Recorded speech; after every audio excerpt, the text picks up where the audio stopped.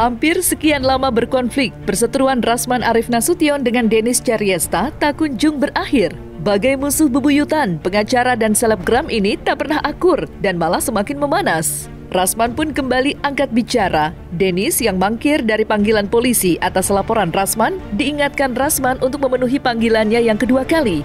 Jika tidak, pihak kepolisian akan melakukan penjemputan paksa. Kepada saudara Dennis Caryesta di Polda Sumatera Utara yang sudah naik sidik dan sudah dipanggil satu kali dan tidak datang, dan akan segera dilayangkan panggilan kedua. Dan jika tidak datang ke Sumatera Utara, maka saudara dapat dijemput paksa. Karena kasus ini sudah naik ke tahap penyidikan. Slow but sure. Karena itu, kau yang sedang bunting, yang tidak mau diakui oleh calon bapak atau bapak dari si anak, engkau tidak akan mungkin saya biarkan. Begitu saya post di Instagram saya surat panggilan, maaf, SP2HP, banjir dukungan untuk saya. Walaupun kau dalam keadaan hamil, bunting tidak menjadi alasan untuk kau tidak datang.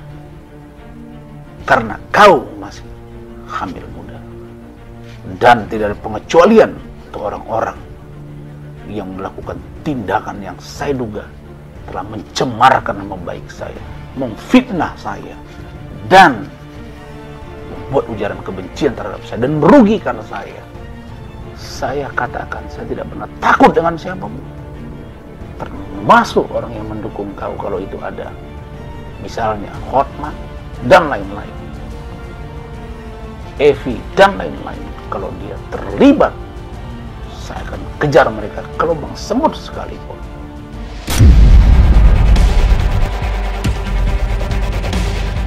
Rasman sepertinya tidak akan membiarkan Dennis melenggang bebas setelah apa yang dilakukan selebgram itu terhadap dirinya. Ulah aktris berusia 31 tahun itu membuat Rasman murka karena berani menghampiri kantor hingga kediamannya yang berlokasi di Medan, Sumatera Utara. Dan pelanggaran yang dilakukan saudara Dennis terhadap saya sangat telak.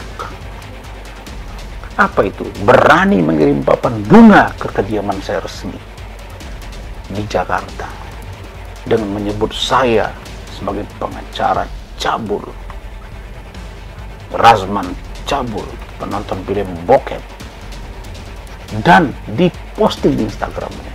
Yang kedua, berani datang ke kantor saya ada urusan dengan kau. Berani datang ke rumah saya di Medan. Dan karena gue merasa yang gue lakukan benar, emang benar dia botak. Kecuali kalau dia bilang dia gondrong, gue bisa masuk penjara. Kan fitnah, dia nggak gondrong. Ya silakan netizen yang menilai. Gue ini tidak mencari menang atau kalah. Menang dan kalah nggak penting buat gue, nggak ada untungnya. Yang penting adalah kebenaran harus jadi kebenaran. Dennis Caryesta memang dikenal sebagai sosok pemberani dan bahkan nekat menghadapi siapapun seterunya. Kata-kata pedas yang dilontarkan Dennis pun tak ayal memancing emosi para lawan hingga bertekad mempolisikan Dennis. Lantas, akankah kali ini Dennis menanggung akibat hukum atas perbuatannya? Sendiri atau mengumbar aib orang lain melalui jaringan internet. Ini sebenarnya berbeda. Karena apa? Kalau mengumbar dirinya sendiri, siapa yang mau melaporkan gitu. Karena balik lagi penghinaan, kemudian pencemaran nama baik dan hal-hal yang sifatnya mengganggu sebuah tata sosial kemasyarakatan, ini masuk delik aduan. Jadi kalau dia mengumbar aib dirinya sendiri, mungkin tidak akan bisa masuk di pasal 310, 311-nya tentang penghinaan.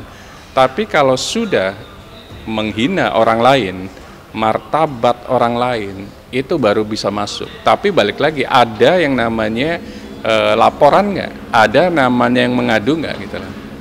Karena nanti dijungtokan masuk ke Undang-Undang ITE-nya, pasal 27 ayat 3-nya, terkait dengan barang siapa yang mengirimkan atau mendistribusikan konten-konten yang masuk dalam kategori penghinaan atau pencemaran nama baik. Itu bisa masuk, tapi harus ada yang melakukan delik aduan. Beda kalau mengumbar aib dirinya sendiri, berarti dia tidak bisa mengadu untuk dirinya sendiri.